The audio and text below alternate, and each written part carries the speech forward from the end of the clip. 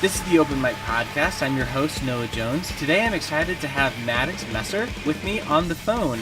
This podcast is brought to you by the Richland Source Podcast Network. I'd love for you to rate this show, recommend it to a friend, and of course subscribe. Here's our interview. Enjoy. Maddox, how are you today? Man, I'm doing great. It's Monday. What can I say? Yeah, I feel that. It was very Monday for me. I woke up today and was definitely affected by daylight savings time a little bit. I hope you didn't suffer too much. Well, I had that combined with birthday, so yesterday was my birthday. So well, happy birthday. Thank you. So I've been doing a little bit of research on your band ever since I got this interview scheduled, and I ran across the haircut story of how you met Derrick, the lead singer of your band. Do you mind sort of telling me a little bit about that? Yeah, I've been doing hair. I played in bands, my whole life, but hair was what I was doing for a living at the time. And I was actually doing a hair show where I worked for kind of a bougie hair salon. We did hair shows. I won't say no names, but I was on stage, with a little cheesy headset microphone. Going, I'm doing this haircut, And Derrick was dating a hairdresser at that time, and they were in the audience at that show. And I think something, whatever. That dude's cool. I'm gonna get my hair cut by that guy, whatever. So he ended up coming in and, to my salon, and we get to talking, and we come to find out we knew a bunch of the same people, and had knew of each other, but had never put it together. But, he told me he was kind of, thinking about getting back into doing music again. I had been doing some stuff with our guitar player, Javier, invited me out, and, I came out to the rehearsal space, and, I guess the rest, they say, is history. Gotcha. That's funny. So talk to me a little bit then about what you do with the band now in terms of haircutting. Do you get to cut their hair now, save them the band some time and money?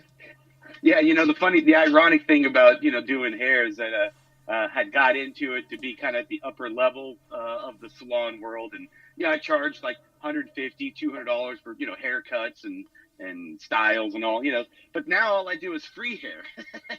So, I still do Derrick's hair in the band as, Kenny's got some color and some things going on, and, same with Donnie. So, although hair has kind of taken a real back seat, in terms of style and in terms of our, importance, these days, there was a time where I think I would spend 45 minutes to an hour, doing hair and putting guy liner on before a show that's only going to last 20 minutes or 30 minutes long. So those days are behind us now. So no more guy liner or mascara and big hair for me. Gotcha. So is there anyone in the band with the best hair in your opinion? I probably have to give that to our drummer, Kenny, only because, he's just a big fan of that, 80s rock drummer. He's just a solid rock drummer, but he plays with this fan. And so his hair is just like, blowing in the wind the whole time he's playing. And it's kind of a spectacle to see. He's got this flame job. He used to have a nickname by the name of Torch. That's another story back when he was on some reality TV shows in the old VH1 days. But we won't go there. Maybe next time. So maybe next time. So you guys have been around since 2009. It's that's a decade of music. Talk to me a little bit about how music has changed for your band over that course of time. Well, a lot's changed in that 10 years or so. Not just with the music, but with the business and the idea of how do we even do this for real? But how do we get on the radio? How do we do all that? So all that stuff has changed over the last 10 years. And I've actually spent the vast majority of my life in this band really focused on the business and the behind the scenes stuff, as well as the music itself, because if you don't have good songs and good music, then, there's not going to be any good business to follow it. So, well, yeah, that's a good point. Because how does streaming? I've heard all these stories about how streaming has really taken away from musicians and stuff like that. So it seems like that really puts an emphasis on live shows. Yeah, obviously the vast majority of our income is dependent on live shows, but it's a catch-22. In order to get the guarantees of the the live shows, you have to put butts in seats. And in order to put butts in seats, people have to know who you are. And, you can't just, it's not cost effective these days and age, this day and age, to just go and grind it out in a van and hopes that no one's going to see you. No one's looking to discover your band in a bar anymore. That job title doesn't exist anymore in the music business. So, you have to think for yourself as an independent artist. And that's something that artists have a hard time doing, is the business side of it. And, streaming is, I don't want to sit here and dog streaming, because streaming is the future. I'm excited about streaming as a musician and as an artist. The future of streaming excites me, because before, I would sell you my music on a CD or disc or whatever, and I would get paid one time. Right. And that's it. You might listen to that thing for 10 years or 10 minutes. I don't know. You might sell it. You might pawn it. It might, who knows how many times that CD gets sold and bought and sold and bought and sold. But the artist doesn't benefit from that anymore. Or, so now with streaming, for the rest of my life and my kids' life and for the rest of the internet life, I'm going to get paid off of streaming every time our songs get played. So in the beginning, it sounds, well, it's only pennies, but you have to look at the bigger picture.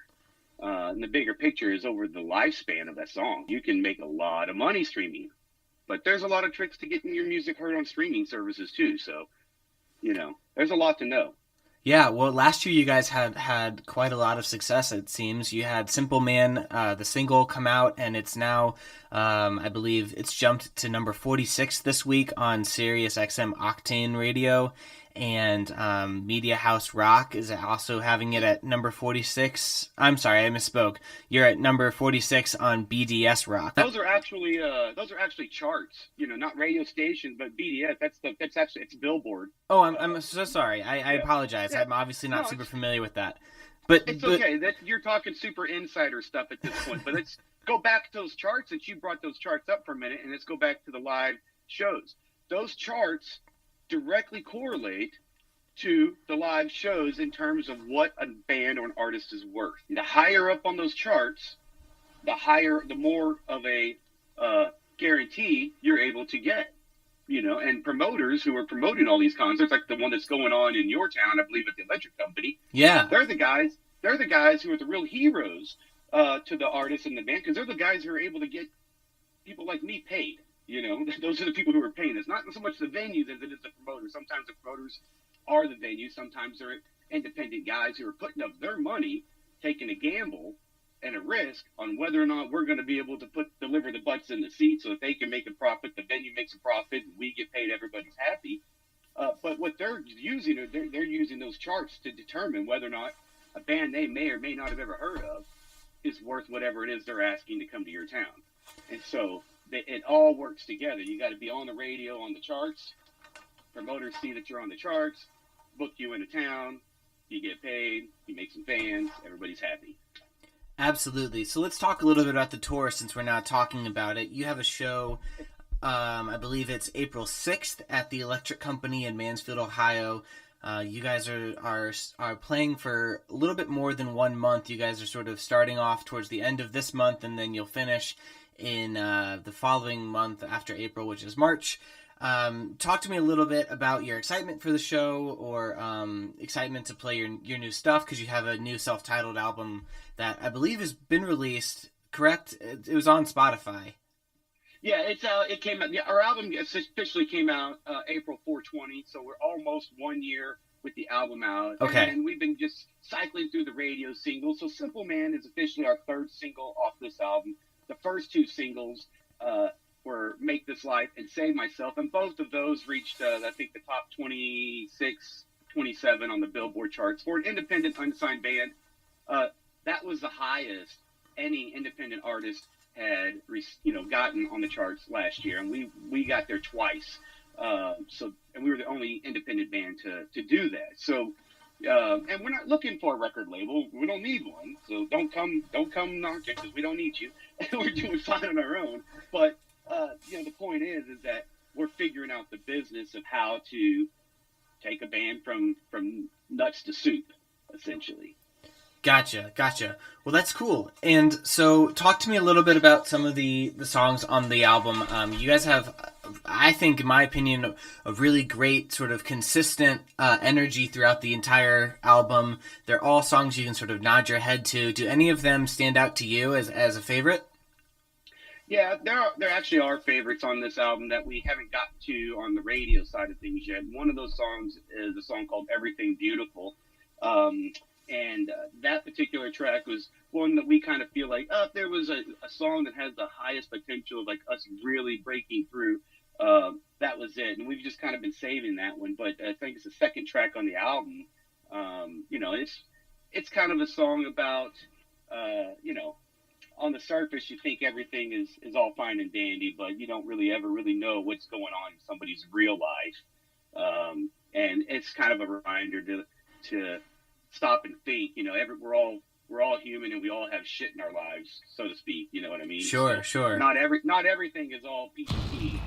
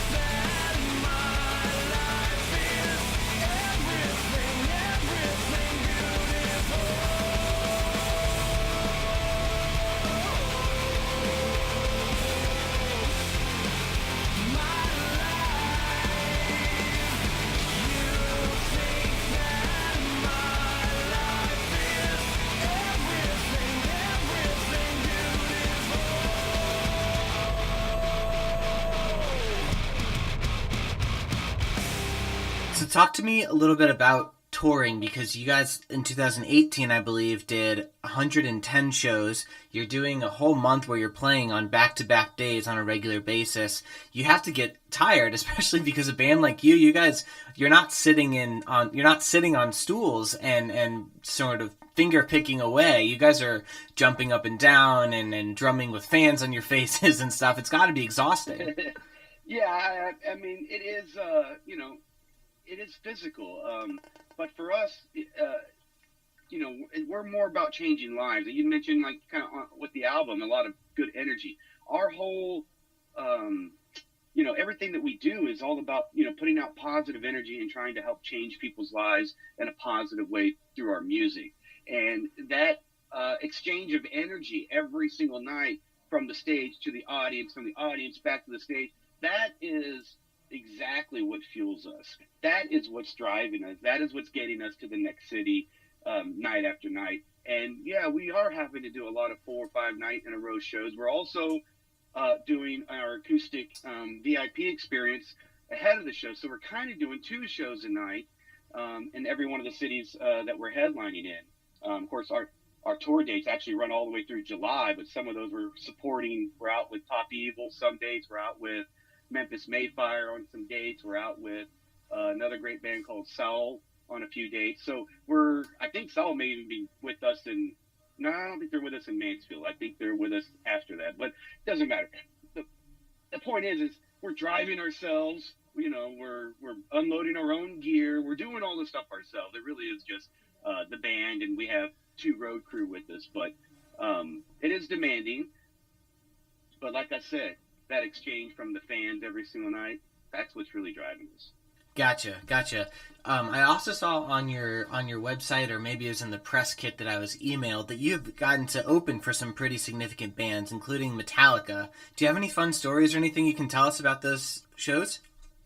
Oh yeah, I mean, gosh, we've had some fun times. We got to tour Canada with the Black Label Society. Like you had mentioned, we got to do we were part of the Metallica contest a couple years ago, where before our album even come out, we weren't even really prepared for it. But we turned in the song Simple Man, the song that's on the radio right now, to enter into the contest.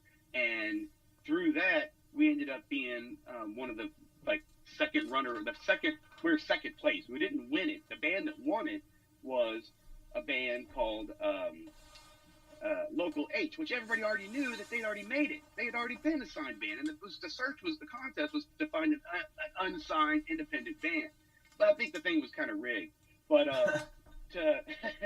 but nonetheless, when Metallica and Local Age and Avenged Sevenfold came to our town in Dallas, where one of the contest towns, they actually called us and invited us to come up and do a song with them in a sold out, Jerry World AT&T Stadium concert. And that was a very surreal experience, just to walk in and you see all of Metallica's gear, and we look backstage and seeing all the stuff that they're doing, and then of course hearing how great they sounded.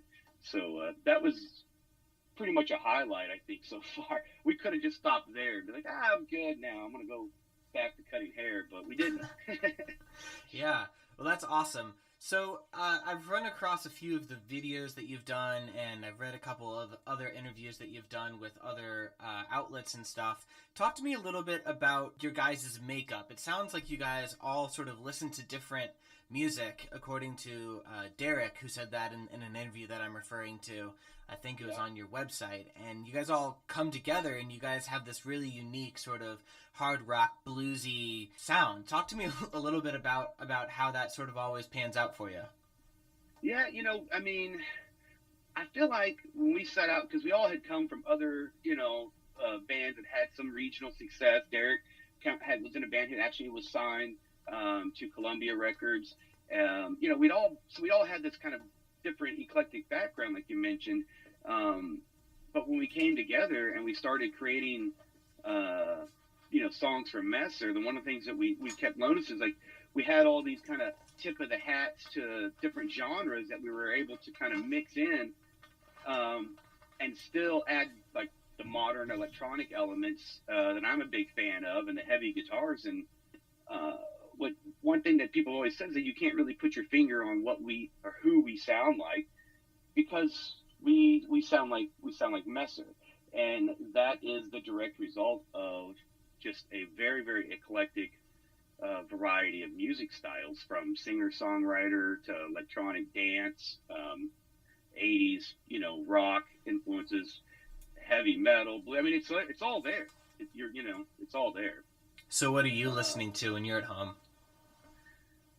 right now, I'm really stuck on Billie Eilish right now. I Okay. can't get enough of her. You know what I mean? Like, we're actually doing a cover song of hers in our acoustic VIP experience that I mentioned, where we're doing a cover of Ocean Eyes, and it's just something fun.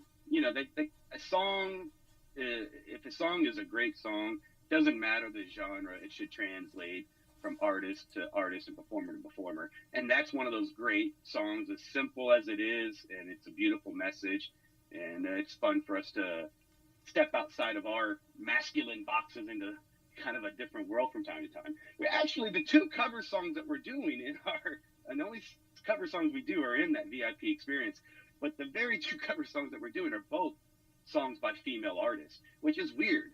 That just clicked in my head that we're covering female artists. I don't, but that is kind of what I'm more drawn to. I like the challenge of taking a song sung from a female perspective and then flipping the script. Now, when you do cover songs of female artists, do you change the gender to, like, if they're singing a song about a man, do you change that, or are you one of those purists? Well, I think for both of these songs, that neither one of them were real gender specific, Okay. which is weird because one of them, I'll tell you, is Gold Dust Woman for Fleetwood Mac, which is a song from like the 70s, right? Right. And then we're doing a song from today, also sung by female artists, but neither one of them were very specific in gender and translate from a male perspective equally. Okay. But I've also done, I mean, we've done cover songs from like Lady Gaga, same thing, I mean, we haven't, I guess I haven't run across that situation where I felt I needed to change a lyric. Yeah, I guess I've just gotten lucky. I think Gotcha. songs that were gender fluid, that's the term I'm looking for. Sure. Well, it's just interesting to me. I'm sort of one of those purists who I feel like, if you're gonna do a song by an artist, you gotta just do their song and not change it. And even if that makes Right. you makes you look bad in that moment, you can always just say, "Well, I didn't write the song." You know what I mean? I just Yeah. personally never felt like that was an issue.